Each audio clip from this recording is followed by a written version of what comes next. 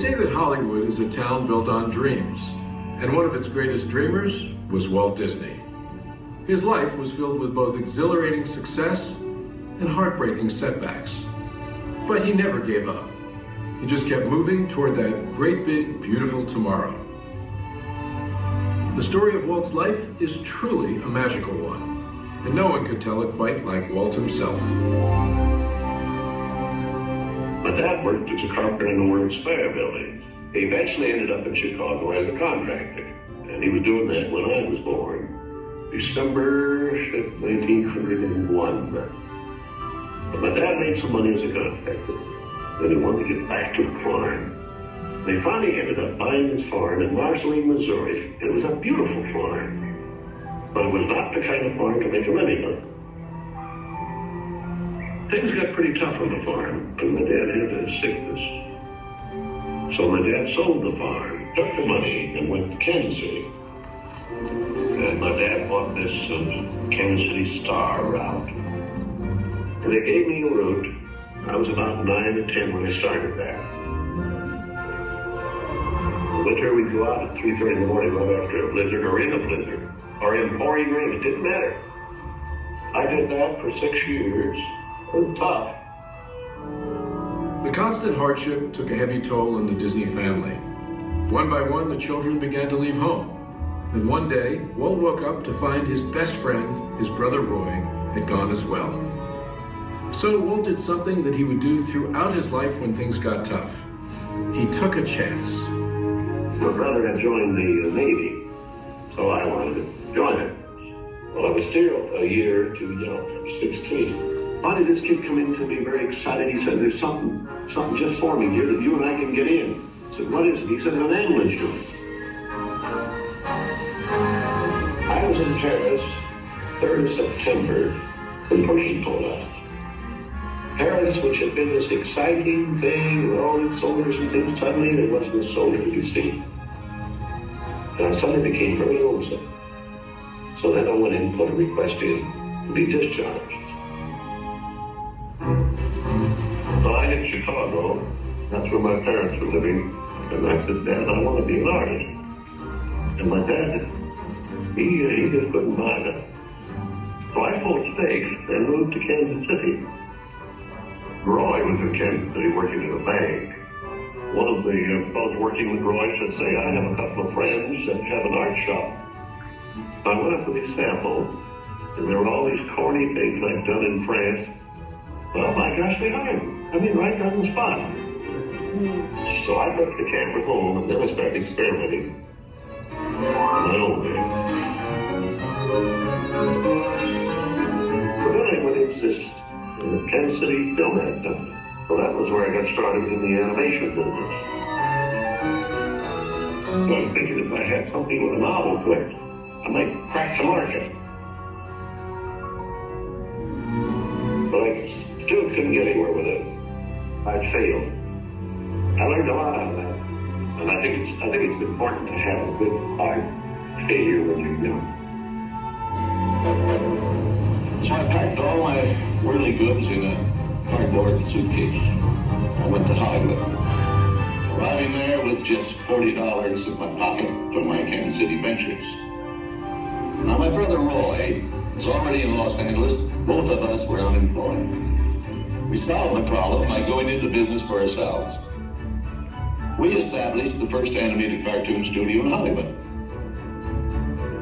Walt's dreams were finally coming true. He had his first big hit, Oswald the Lucky Rabbit. And he had married the love of his life, Lillian, an ink and paint artist at the studio who shared his dreams. Then he was dealt a devastating blow. On a business trip to New York City, he learned that he had lost ownership of Oswald due to a contract loophole. And to make matters worse, the distributor had signed away Walt's artists. Most people would have given up right then and there. Not Walt Disney. He sent a telegram to his brother Roy. Everything okay. And as he headed home to California, something happened along the way that would change things forever. Mickey Mouse came into our life. he popped out of my mind onto a drawing pad on a train ride from Manhattan to Hollywood at a time when the business fortunes of my brother Roy and myself were at lowest ebb and disaster seemed right around the corner. His first actual screen appearance was at the Old Colony Theater in New York in Steamboat Willie. He was the first cartoon character to express personality, and I thought of him from the first as a distinct individual. I did the voice. Hang on, pal. Here we go.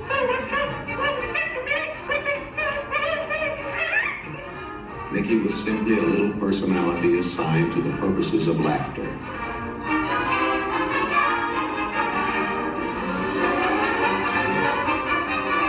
Mickey fitted the need exactly. He brought in the money which saved the day. He enabled us to explore our medium, and he paved the way for our more elaborate screen ventures. By nature, I'm an experimenter, so I had another idea which was plaguing my brain. It was the Silly Symphonies. It was a series without a central character. Every one was a new type of subject to give us something to reach out of and accomplish something different.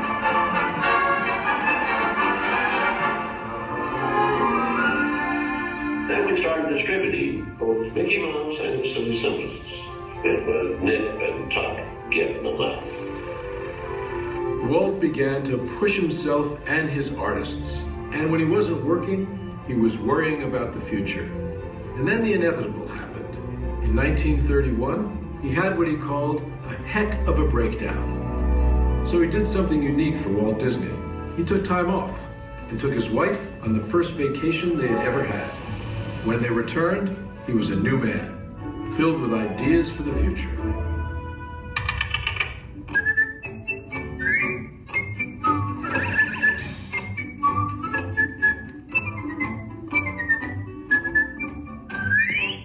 Handwriting on the wall there, because the short subject is just a filler on any program. Now, if I could crack the feature field, then I could do things.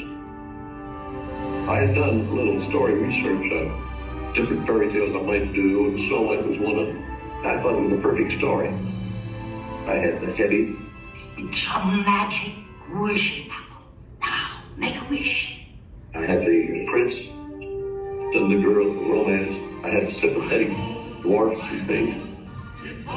We started Snow White sometime in late 35, and it was around 2 years in the making.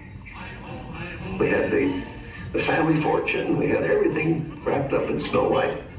In fact, the banker, I think, was losing more sleep than I was. We had a big premiere at the Carthage Circle Theater, big, grand Hollywood premiere. All of Hollywood brass turned out for a cartoon.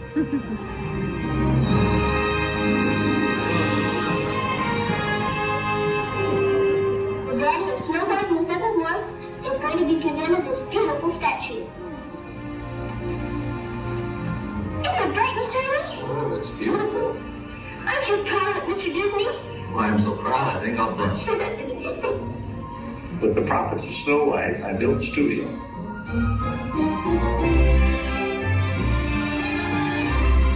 Two years later, I was almost broke. Plus, I had all these pictures and words. Pinocchio. You can see there are no things on me. Bambi. Fantasia.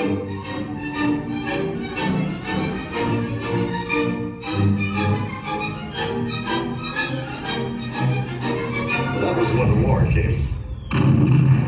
The whole world was collapsing then. So many of my boys went through the service. So I just practically stopped my feature production. That's all I could do.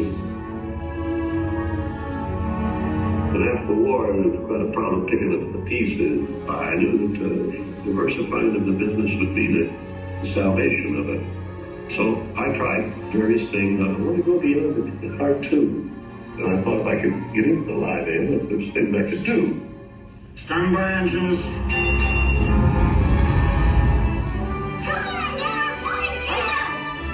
Not bad, eh, Charlie?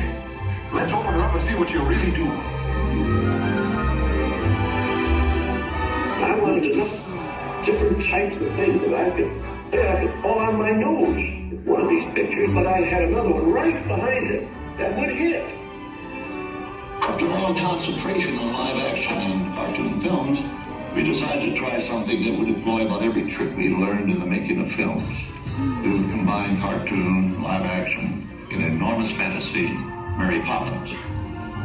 As the original Mary Poppins budget of $5 million continued to grow, I never saw a sad face around the studio. Even my brother Roy was happy. This made me nervous. And a horrible thought struck me.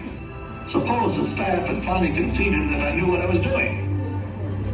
Once again, Walt Disney had created storytelling magic to reinvent family entertainment.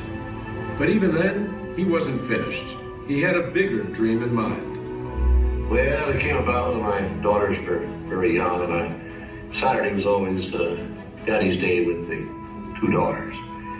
So we'd start out and try to go someplace with, different things, and I would take them to the merry-go-round, and I took them different places, and as I'd sit there while they rode the merry-go-round, did all these things, I felt that there should be something built, some kind of an amusement enterprise built where the parents and the children could have fun together. So that's how Disneyland started. It takes a lot of money to make these dreams come true. And we had everything mortgaged, including my family. Started with many ideas, threw them away, started all over again. Eventually it evolved into what you see today as Disneyland. But it all started from a daddy with two daughters wondering where he could take them, where he could have a little fun with them too. The art means a lot to me in that something will never be finished, something that I can keep developing and adding to.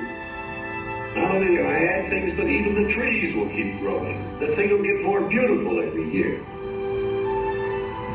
But I knew that if I did anything like the park, I had to have some sort of a medium like television to let the people know about it. The world is a carousel of color. History, comedy, fantasy. There's drama and birth. There's old Mother Earth with all of her secrets to see. The miracle of imagination. The marvels of earth, sea, and sky. These wonders untold are ours to behold. It's a funny world. The sunny world is a wonderful world. And now your host, Walt Disney. Today, I want to share with you some of our ideas for Disney World. Here in Florida, we have something special we never enjoyed at Disneyland, the blessing of size. There's enough land here to hold all the ideas and plans we can possibly imagine. We know what our goals are. We know what we hope to accomplish. And believe me, it's the most exciting and challenging assignment we've ever tackled at Walt Disney Productions. Throughout his storied career, Walt never gave up, despite the many challenges along the way.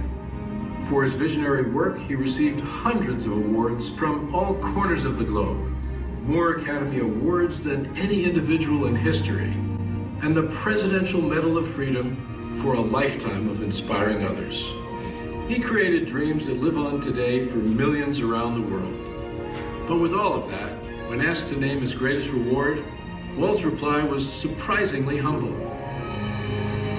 Well, my greatest reward, I think, is that I've been able to build this wonderful organization, and also to have the public appreciate and accept what I've done all these years. That is a great reward. But all individuals are different. I had a brother who I really envied because he was a mailman. But he was the one that had all the fun. He had himself a trailer, and he used to go off and go fishing, and he didn't worry about payrolls, the story. He just had picture grocers or anything, and he was the happy one. I always said he's the smart Disney. You know, I was stumped one day when the little boy asked, "Do you draw Mickey Mouse?"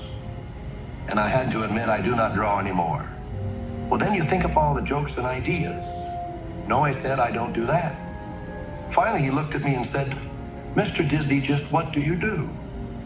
Well, I said, "Sometimes I think of myself as a little bee. I go from one area of the studio to another and gather pollen and sort of stimulate everybody. I guess that's the job I do." You know, there's a lot of satisfaction in developing ideas into realities, but there's really no secret about our approach. We keep moving forward, opening up new doors, doing new things, because we're curious. And curiosity keeps leading us down new paths. We're always exploring and experimenting. We're interested in doing things that are fun, in bringing pleasure and especially laughter to people. But I only hope that we never lose sight of one thing. It was all started by a mountain.